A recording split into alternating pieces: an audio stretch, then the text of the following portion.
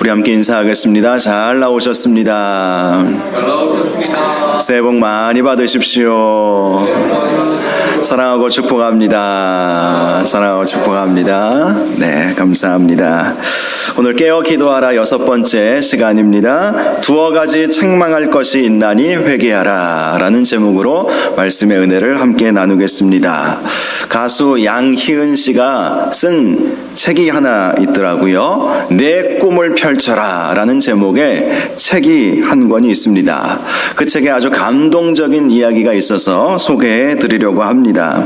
어느 시골의 고등학교 졸업반인 한 학생이 있었습니다. 그는 대도시에 있는 대학교에 진학하기 위해서 고등학교 3년 내내 열심히 공부했습니다. 그 결과로 인해서 대도시의 좋은 대학에 진학할 수 있는 성적을 유지하게 되었습니다. 그런데 문제가 있었어요. 등록금을 마련할 수가 없었던 것입니다. 옛날에 이런 분들 참 많이 계셨죠.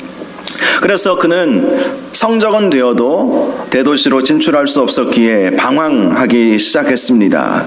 아무리 공부를 잘하면 뭐하나, 학교에 낼 등록금도 없으니 대학도 못 갈 것이고 자신의 꿈도 이룰 수 없다고 생각했던 것입니다. 그런데 어느 날 뜻밖의 소식이 날아들었습니다. 어떻게 알았는지 대학을 졸업할 때까지 학비와 책값을 대주겠다는 후원자가 나타나게 되었다는 소식이었습니다. 그 학생은 후원자가 나타났다는 소식에 안도의 한숨을 쉬고 다시 공부에 전념하게 되었고 원하는 대학에 들어가게 되었습니다. 그는 대학생이 된 이후에 얼굴도 모르는 후원자에게 편지를 썼습니다. 얼굴도 모르는 후원자님께 각별한 관심 속에 저는 대학에 합격했습니다. 앞으로 열심히 공부해서 후원자님께 부끄럽지 않은 사람이 되겠습니다. 이런 내용으로 편지를 보냈습니다. 그리고 그 청년은 정말 한눈 팔지 않고 열심히 공부했습니다. 어느 날은 학교 계단을 내려오다가 그만 발을 헛디뎌서 발이 부러지는 사고가 났습니다. 후원자는 어떻게 알았는지 지도 교수를 통해서 치료비까지 보태 주었습니다. 그래서 그 청년은 또 얼굴도 모르는 후원자에게 편지를 보냈습니다. 얼굴도 모르는 후원자님께 후원자님이 보내주신 치료비로 치료를 잘 받게 되었습니다. 그런데 후원자님은 저에게는 답장을 보내주지 않으시는군요. 얼굴은 보여줄 수 없어도 편지 정도는 보여줄 수 있지 않을까요? 오늘도 후원자님의 편지가 왔는지 편지함을 3번이나 확인했답니다. 아마 내일도 그럴 거예요. 그렇게 편지를 써서 보냈습니다. 그런데 야속하게도 후원자는 한 번도 답장을 해주지 않았습니다. 4년 내내 답장 한 번도 없었던 것이지요. 이제 이 청년은 대학교 4학년이 되었습니다. 그런데 대학 4학년이 되자 이 청년이 또다시 방황하게 되었습니다. 마음의 갈등이 일어난 것입니다. 졸업 후에 진로 문제가 그를 걱정하게 만들었던 것이지요. 자기 전공을 살린 일자리는 하늘의 별 따기였습니다. 너무 어려운 거예요. 전공과 무관한 분야는 적성이 맞지 않아서 마음이 내키지 않았습니다. 그래서 이 청년은 다시 한번 후원자에게 편지를 보냈습니다. 얼굴도 모르는 후원자님께 후원자님 정말 죄송합니다. 저는 제가 해야 할 일을 찾지 못해서 방황하고 있습니다. 유혹의 손짓은 너무 달콤하더군요. 저의 장래를 위해서 충고의 글 한 줄이라도 써서 보내주시면 감사하겠습니다. 4년 내내 한 번도 답장해주지 않았던 후원자에게 이 청년은 한 줄이라도 충고의 말을 좀 해주시면 감사하겠다는 그러한 편지를 보냈던 것이지요. 그런데 며칠 후에 드디어 후원자로부터 뜻밖의 답장이 날아왔습니다. 무슨 일을 해야 할지 몰라 방황하고 있다면 나를 찾아오세요. 내가 있는 곳은 어디입니다. 이러면서 주소를 알려준 것입니다. 기숙사를 나선 이 청년은 시내 어느 빌딩 앞에서 서성거렸습니다. 답장에 쓰여있는 주소를 확인하며 청년은 빌딩 근처의 키 작은 조립식 건물 앞에서 발걸음을 멈추게 되었습니다. 충격을 받고 한순간 현기증을 느끼며 휘청거리던 이 청년은 구두병원이라고 쓰여있는 키 작은 조립식 건물로 들어가게 되었습니다. 거기에는 70살도 넘어 보이는 한 할아버지가 구두를 닦고 있었습니다. 이마에는 구릿빛 주름살이 깊이 패여 있었고 손등에는 구두 수선을 하다가 생긴 듯한 상처 자국이 무수히 많았습니다. 구두약에 절은 듯 손톱에는 새까맣게 때가 끼어 있었습니다. 청년은 바로 저분이 나에게 모든 재정을 보내주었던 후원자이구나 직감하게 되었죠. 청년은 창백해진 얼굴로 말했습니다. 저 혹시... 그러자 구두 닦기 노인이 빙그레 웃으며 입을 열었습니다. 젊은이 어서 와요. 꽤 놀란 모양이군. 자네가 지금 무슨 일을 해야 할지 몰라 방황하고 있다고? 젊은이 무엇을 하느냐보다 어떻게 사느냐가 훨씬 더 중요한 문제라네. 내가 자네처럼 젊었을 때 그것을 깨달았다면 더 많은 사람과 행복을 나누었을 거야. 이런 짧은 한마디 말을 해주었습니다. 이 청년은 노인의 짧은 한마디 충고를 듣고 많은 생각에 빠지게 되었습니다. 무엇을 해야 하느냐? 늘 그는 그런 생각만을 했어요. 어떤 직업을 선택해서 무엇을 하며 살아야 하느냐, 어떻게 해야 성공할 수 있느냐, 무엇을 하느냐에 늘 생각하며 살았던 것이지요. 그런데 그 할아버지의 말 한마디, 무엇을 하느냐보다 어떻게 사느냐, 그것이 중요하다. 그 말이 계속해서 귀에서 맴돌게 되었던 것입니다. 그래서 그는 삶의 목표를 다시 한번 설정하게 되었던 것이지요. 내가 하고 싶은 것보다 내가 어떤 일을 하더라도 꿈을 잃지 않고 어려운 이웃을 도우며 하나님께서 기뻐하시는 삶을 살아야 되겠다. 이런 다짐을 하게 되었던 것이지요. doing보다 being이라는 말이 있어요. 영어를 써서 죄송합니다만 doing이라고 하는 것은 무엇을 하느냐라는 의미이지요. 그런데 being이라고 하는 것은 존재 자체를 말하는 것입니다. 어떤 사람이 되느냐가 더 중요하다는 거예요. 리더십에 있어서도 doing보다 being이다 이런 말을 참 많이 합니다. 무엇을 하며 사느냐보다 내가 어떤 사람이 되느냐가 더 우리 인생에 있어서 중요하다는 것이죠. 최근에도 어떤 유튜브 강연을 제가 들었는데 그분도 동일한 이야기를 하시더라고요. doing보다 being이다. 내가 어떤 사람이 되느냐가 더 중요한 것이다.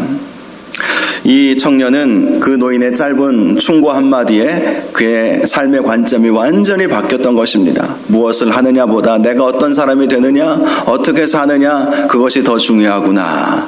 그 사실을 깨닫게 된 것이지요. 저와 여러분도 무엇을 하느냐보다 내가 어떤 사람이냐, 하나님께서 보시기에 내가 어떤 존재인가, 다른 이웃들이, 우리의 가족들이 나를 볼 때에, 이번 명절에 가족들을 만나지 않습니까? 가족들이 볼 때 내가 어떤 존재로 그들을 인식하게 되는가, 항상 그것을 생각하면서 우리는 살아야 하는 것입니다. 주님은 항상 우리에게 회개하라고 선포하십니다. 왜 회개하라고 말씀하시겠습니까? 우리가 어떤 존재인지를 다시 한번 돌아보라는 것이죠. 어떤 존재인지 돌아보아야 하나님께서 기뻐하시는 삶을 살아갈 수 있기 때문에 회개를 촉구하는 것입니다. 오늘 말씀도 예수님께서 버가모 교회를 향해서 회개하라. 그렇지 않으면 내가 속히 가서 내 입의 검으로 그들과 싸우리라. 이렇게 말씀하고 있습니다. 오늘 본문 12절 말씀을 보니까 이렇게 말씀하고 있지요. 버가모 교회의 사자에게 편지하라. 좌우에 날선 검을 가지신 이가 이르시되.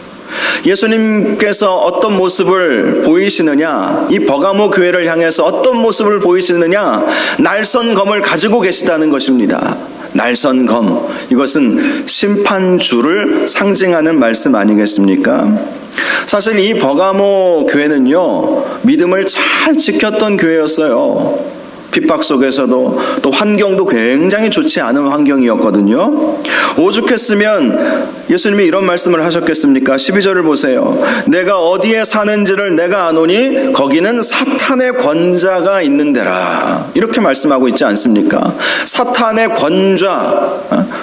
권좌라고 하는 것은 사탄이 가장 강하게 역사하는 곳이다. 그런 의미를 말씀하는 거예요. 이 말씀을 보면서 저는 샌프란시스코가 생각이 났습니다. 저도 샌프란시스코에 몇 번 여행을 갔는데요.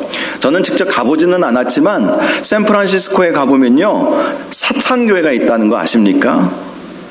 천주교회는 들어보셨을 것이고, 또 개신교, 장로교회, 또 감리교회, 성결교회, 오순절교회, 이런 교회들은 들어보셨겠지만 사탄교회가 과연 있을까? 이렇게 생각하시겠지만 샌프란시스코가 완전히 사탄의 권좌가 있는 도시예요. 영적으로 민감하신 분들은 이 샌프란시스코를 딱 들어가면 머리가 어질어질하고 가슴이 답답함을 느낀다고 하더라고요. 그만큼 사탄을 섬기는 사람들이 득실거리는 그 도시가 미국에는 샌프란시스코라면 물론 다 그렇지는 않겠죠. 그런데 이 버가모라고 하는 그 지역 자체가 사탄의 권세가 득실득실했던 곳이었다는 것입니다. 이 버가모는요, 지난주에 살펴보았던 서머나에서 약 100km 떨어진 곳에 위치해 있었습니다.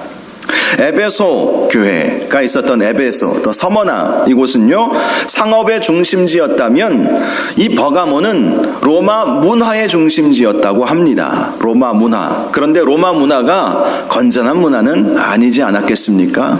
상업의 중심지라면 상인들이 모여있고 장사가 이루어지고 그렇게 먹고 사는 사람들이 사는 곳이에요. 그런데 미국의 샌프란시스코도 마찬가지예요. 문화의 중심지예요. 근데 문화가, 특별히 사탄이 우리 사람들의 그 문화 속에 깊이 침투해 들어오지 않습니까? 이 버가모는 문화의 중심지였다고 해요. 버가모에는 의술을 가르치는 의대가 있었다고 합니다. 또 20여만 권의 책을 소장한 도서관이 이 당시에 있었대요. 2000년 전에. 엄청나죠. 20만 권, 어마어마한 책입니다. 그 당시 지금처럼 인쇄술이 발달되어 있지 않은 때예요. 그 당시 책은 어떻게 만들었습니까? 양가죽으로, 또 다른 파피루스라고 하는 그런 종이로 만들어서 보관하는 그런 책들. 그런 책이 20만 권이 넘게 보관되어 있는 도서관도 있었고요. 또 종교적으로는 우상 숭배가 아주 극심한 도시였다고 합니다. 제우스 신전도 있었고요. 또 뱀신이라고 알려져 있는 아에스쿨라피우스 라는 뱀신을 섬기는 도시였고, 또 아테네 신전의 지도자 디오니소스를 숭배하는 도시로 알려져 있습니다. 바로 그러한 곳에 교회가 세워졌다는 것 자체가 놀라운 일 아니겠습니까? 사탄의 권좌가 있던 그곳에도 교회는 세워졌어요. 그리고 그들은요, 믿음도 잘 지켰습니다. 말씀을 보시면 이렇게 말씀하고 있죠. 내가 내 이름을 굳게 잡아서 내 충성된 증인 안디바가 너희 가운데 곧 사탄이 사는 곳에서 죽임을 당할 때에도 나를 믿는 믿음을 저버리지 아니하였도다. 사탄이 득실득실거리고 타락한 문화에 젖어있는 이 버가모에서도 끝까지 믿음 지키고, 또 안디바가 순교를 당했음에도 불구하고 흩어지지 않고 끝까지 믿음을 저버리지 않았던 교회가 바로 이 버가모 교회였다는 것입니다. 그런데 왜 예수님이 이 교회를 향해서 날선검을 가지고 계실까? 궁금하지 않습니까? 그 답이 14절에 나와 있어요. 그러나 내게 두어 가지 책망할 것이 있나니 거긴 내게 발람의 교훈을 지키는 자들이 있도다. 발람이 발락을 가르쳐 이스라엘 자손 앞에 걸림돌을 놓아 우상의 제물을 먹게 하였고 또 행음하게 하였느니라. 이 발람 선지자는 하나님의 선지자였지요. 그런데 발락의 뇌물이죠. 한마디로 뇌물을 받고 이스라엘 백성을 광야 40년 동안 광야 떠돌이 생활하고 있는 그 이스라엘 백성을 저주하는 그 명령을 받아서 저주를 하려고 했었어요. 그런데 하나님께서 그때마다 축복의 말로 그의 입술을 바꿔버리시지 않았습니까? 그래서 이 발람 선지자가 꾀를 낸 거예요. 모압의 여인들을 들여보내면 필경 저들이 망할 것입니다. 발락 왕에게, 모압 왕 발락 왕에게 그 계략을 알려준 것이죠. 그래서 실제로 광야에서 떠돌던 이스라엘 백성들 사이에 음행하는 일들이 벌어진 거예요. 또 우상을 섬기는 일들이 벌어지는 그런 일이 있게 된 것입니다. 바로 그러한 발람의 길을 따르는 사람들이 있었다라는 것을 말씀해 주고 있죠. 그것이 구체적으로 어떤 일이냐? 15절을 보면 이와 같이 내게도 니골라 당의 교훈을 지키는 자들이 있도다. 니골라 당, 지난 에베소 교회에 대한 말씀을 통해서도 우리가 살펴보았지만 니골라가 누구입니까? 초대교회 7 집사 중에 한 사람, 초대교회 7 집사 중에 유명한 사람들이 있지요. 스데반 집사님, 빌립 집사님, 아주 주님 앞에 신실한 종으로 사도 이상으로 사역을 감당했던 집사님도 계셨지만 이 니골라와 같이 당을 이루고 이단 사상을 설파하고 그런 니골라가 있었다는 거예요. 니골라를 쫓는 그룹들이 있었다는 것이죠. 그런데 버가모 교회 안에서는 이 니골라 당을 쫓는 사람들이 있었다는 거예요. 에베소 교회를 향해서 예수님께서 칭찬해 주셨던 것은 너희는 니골라의 교훈을 따르지 아니하는구나 하면서 에베소 교회는 칭찬을 받지 않았습니까? 그런데 이 버가모 교회는 니골라의 교훈을 따르는 사람들이 있었다. 이단에 빠져버리고 말았다. 물론 모든 성도들이 그런 것은 아니지만 그렇게 니골라의 교훈을 지키는 자들이 있었다는 것입니다. 이 문제가 심각했기 때문에 예수님께서 이 말씀을 하시는 것입니다. 일부 소수만 이단 사상을 따르는 것이 아니라 참 많은 사람들이 그렇게 순교를 직접 목격하고도 믿음 지켰던 그 사람들, 그 문화가 타락된 그곳에서 사탄의 권자라고 불려진 가장 극도로 음란하고 타락된 곳에 세상의 빛과 소금의 사명으로 세워진 그 교회가 나중에 흔들려 버렸던 것이죠. 세상의 문화에 휩쓸려져 버렸던 것입니다.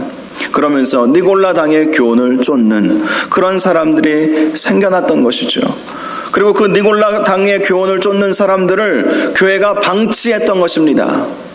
그러니 예수님께서 말씀하시는 것 아니겠습니까? 16절에 그러므로 회개하라. 그리하지 아니하면 내가 내게 속히 가서 내 입의 검으로 그들과 싸우리라. 회개하라는 것이죠. 설령 네가 니골라 당의 교훈에 빠지지 않았어도 네가 니골라 당의 교훈을 따르는 자들을 방치한 것도 회개할 문제다. 그리고 니골라 당의 교리에 현혹된 자들이 있다면 마땅히 회개해야 할 것이고 회개하지 아니하면 내가 속히 갈 것이다. 그래서 내 입의 검으로 그들과 싸울 것이다. 주님과 싸워서 이길 사람이 누가 있겠습니까?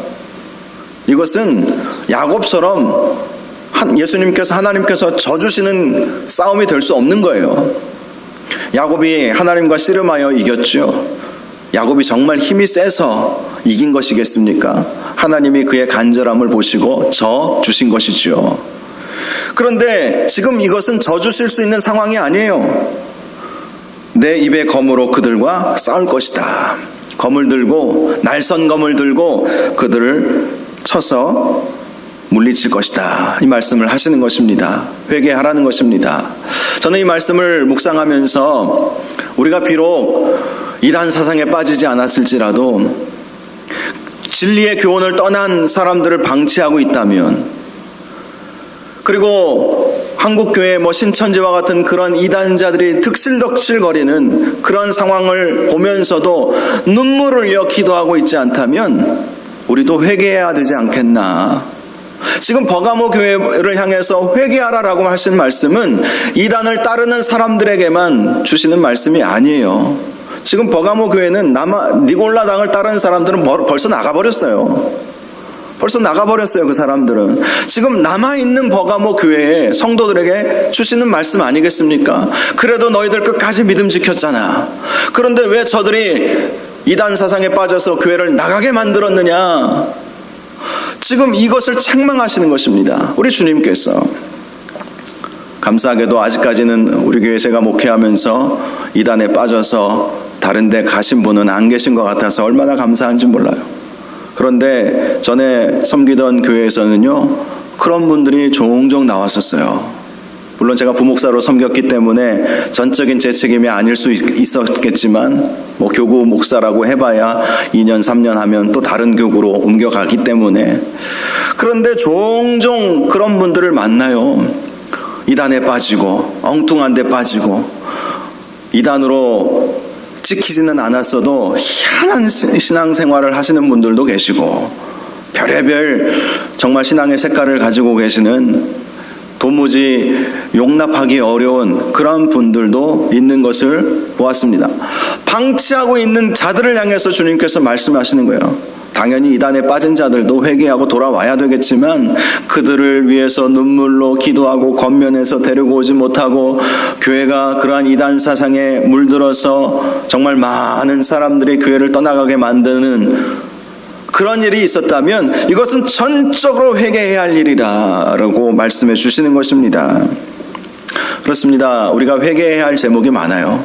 나는 끝까지 믿음 지키고 순교적 신앙을 가지고 있다 할지라도 그렇지 않은 사람들을 바라보면서 그것은 저 사람만의 문제라고 치부해 버릴 수 없다는 것이죠. 그것은 내 문제입니다. 내가 더 저들을 위해서 기도하지 않아서 그렇게 된 것입니다. 주여 용서하여 주옵소서. 신앙에서 떠난 사람들, 설령 이단에 빠지지 않았어도요, 이단 신천지나 통일교나 이런 데 가지 않았어도요, 신앙을 떠난 것 자체가 세상이라고 하는 우상을 따라 섬기는 사람이 되어버린 것 아니겠습니까? 그런 사람들이 있다면 회개해야 할 문제라는 것이죠. 저도 회개할 것이 참 많은 것 같아요. 진리로 그들을, 우리 성도님들 한 사람 한 사람을 제대로 인도해야 되는데 그렇지 못했다면 목사부터 회개해야죠. 장로님들부터 회개해야 되는 거예요. 우리 권사님들부터 회개해야 되는 거예요. 왜 저 사람은 저렇게 믿음이 약해서 저렇게 신앙에서 떨어져 나갔을까? 저 사람 탓이 아니라 이런 말이 있죠. 내 탓이요, 내 탓이요. 천주교에서 주로 그 이야기를 많이 한다는 얘기는 들었지만 종교와 교파를 떠나서 내 탓이다, 이런 생각으로 내가 회개해야 할 문제다. 지금 버가모 교회를 향해서 우리 주님께서 말씀하시는 것입니다. 회개하라, 회개하라. 너부터 회개하라. 그렇게 말씀해 주시는 것이죠. 17절 말씀을 보면 이렇게 말씀합니다. 귀 있는 자는 성령이 교회들에게 하시는 말씀을 들을지어다. 이기는 그에게는 내가 감추었던 만나를 주고 또 흰 돌을 줄 터인데 그 돌 위에 새 이름을 기록한 것이 있나니 받는 자는 그 이름을 알 사람이 없느니라. 자, 이 각 교회의 마지막 주시는 말씀들을 보면 공통점이 있죠. 귀 있는 자들은 성령이 교회들에게 하시는 말씀을 들을지어다. 지난주에 교회들에게 하시는 말씀에 대해서 집중적으로 제가 말씀을 드렸습니다. 우리 성령 하나님은 각 개인에게도 음성을 들려주시고 말씀하여 주시지만 가장 정확한 주님의 음성은 온 교회를 향해서 주시는 말씀이에요. 이것을 제가 미국에서 공부할 때 영어로 어떤 교수님이 더블 컨퍼메이션 이야기를 하더라고요. 그걸 번역하면 이중 확증. 하나님께서 정말 하나님의 뜻이라면 나에게만 주시지 않는다는 거예요. 그 음성을, 그 말씀을. 함께 기도하는 사람들, 함께 공동체 안에서 교회를 섬기고 있는 사람들에게 공통적으로 주시는 그 음성, 그것이 가장 신빙성 있고 정확한. 왜냐하면 우리가 주님의 음성을 듣는다 할지라도 잘 못 들을 수 있고 주님께서 말씀하셨어도 오해할 수도 있어요. 사람과 사람 사이에서 대화를 나눌 때에도 바로 옆에서 이야기해도 못 들을 때가 있잖아요. 주변이 시끄러우면 뭐라고 얘기했는지 못 들을 때도 있고 잘못 들을 때도 있고 내가 오해할 때도 있고 그러지 않습니까? 주님의 음성을 듣는 것도 마찬가지이죠. 그래서 교회들에게 주시는 말씀을 들을지어다. 이것을 강조하고 있는 것이고요. 또 하나 공통된 말씀은 이기는 자. 이기라는 것이죠. 그 어떤 유혹에도 이기고 끝까지 믿음 지키고 그렇게 이기는 자가 되어야 한다. 이 말씀을 계속해서 강조하고 있습니다. 모든 교회를 향해서 공통적으로 이기는 자가 되라. 핍박을 이겨라. 유혹을 이겨라. 환난을 이겨라. 끝까지 믿음 지키고 이기는 자가 되어야 한다. 저와 여러분이 이기는 자가 되시기 바랍니다. 오늘 본문을 쭉 연결해 보면 결국 회개하는 자가 이기는 자가 되는 거예요. 회개하는 것, 내 죄를 뉘우치고 자복하고 주님 앞에 눈물을 흘리고 잘못을 비는 것, 세상적으로 볼 때는 비굴한 자, 진자라고 말하겠죠. 너는 졌어. 그렇게 말하겠지만 하나님은 그런 사람이 진 사람이 아니라 이기는 자다라고 말씀하시는 거예요. 회개하는 자가 이기는 자라는 사실을 믿으시기 바랍니다. 회개할 줄 안다는 것 자체가 하나님의 사람이라는 증거인 거예요. 하나님 앞에 나 자신의 부족함과 연약함을 깨달으니 회개하는 것 아니겠어요? 진짜 믿음 있는 사람은 작은 것 하나라도 회개하는 사람입니다. 우리가 행한 것이 얼마나 의롭겠습니까? 하나님께서 삼으신 그 기준에 우리는 미칠 수가 없어요. 아무리 열심히 노력하고 아무리 봉사하고 아무리 헌금 많이 해도 하나님이 원하시는 기준은 절대의이거든요. 절대의, 절대선. 거기에 우리가 어떻게 미칠 수 있겠습니까? 세례 요한이 예수님을 향해서 신발끈을 매기도 감당치 못할 자라고 자기 스스로 그렇게 말하지 않았습니까? 우리도 신발끈조차도 맬 수 없는 위치에 있는 거예요. 그러므로 우리는 회개해야 되는 거예요. 날마다 회개해야 하는 거예요. 그런데 그렇게 회개하는 자가 이기는 자다. 회개하는 자가 이기는 자다. 오늘 본문의 교훈이 바로 이것입니다. 눈물을 흘려 기도하는 자가 이기는 자다. 주님 앞에 자복하고 용서를 비는 자가 이기는 자다. 주여, 나의 연약함입니다. 내가 더 열심히 기도하지 못했기 때문입니다. 그렇게 나의 연약함을 주님 앞에 말씀드리는 자가 이기는 자가 되는 것입니다. 그러한 이기는 자가 되시기를 주님의 이름으로 축원합니다. 그렇게 이기는 자가 되면 만나를 주시겠다. 그리고 이름이 기록된 흰돌을 주시겠다. 이렇게 말씀하고 있어요. 만나는 광야에서 매일 아침마다 내려주셨던 하늘의 양식이죠. 하나님의 은혜를 상징하는 것이죠. 하나님의 은혜. 흰돌은요, 두 가지 의미를 가지고 있다고 해요. 당시 로마 시절에 우승 기념으로 새겨주었던 돌, 우리는 우승 트로피, 그리고 기념패, 이런 그 크리스탈로 만들어진 그런 패를 우리는 받잖아요. 근데 과거 로마 시절에는 흰 돌에다가 우승을 기념해서 이길 때, 어떤 경기에서 이길 때 거기다 기념패를 써주었다고 합니다. 그 흰돌, 그 흰돌을 의미하는 것이다. 또 어떤 학자는요, 이 흰돌은 잔치자리, 연회장에 초대받았을 때 초대장이 흰돌이었다고 해요. 흰돌. 둘 다 가능성이 있고요. 둘 다의 이 해석을 합하면 이런 해석이 가능해집니다. 결국 이기는 자가 천국 시민권, 천국 잔치의 초대권을 받게 되는 거예요. 결국 이기는 자가 천국의 초대권을 받아서 하나님 나라에 들어갈 수 있게 될 것이다. 바로 이 말씀이 17절 말씀의 의미다. 이렇게 해석할 수 있는 것입니다. 말씀을 마치겠습니다. 사랑하는 여러분, 이기는 자가 되시기 바랍니다. 이기는 자. 누가 이기는 자라고요? 회개하는 자가 이기는 자입니다. 특별히 우리의 회개는 작은 것 하나라도 놓쳐서는 안 되고, 다른 사람의 문제라고 다른 사람의 문제로만 치부할 것이 아니라 나의 문제고, 내가 연약해서, 내가 더 헌신하지 못해서 그런 일이다.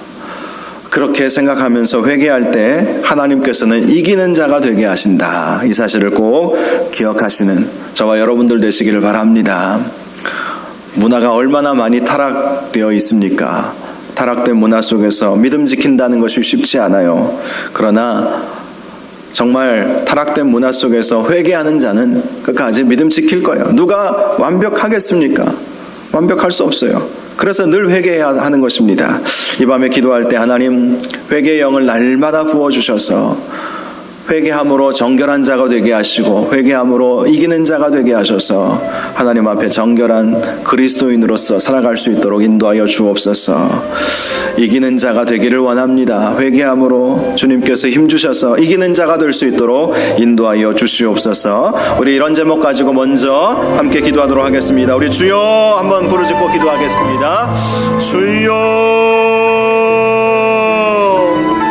거룩하시고 존귀하신 아버지 하나님 회개하라. 그리하지 아니하면 내가 속히 가서 내 입에 검으로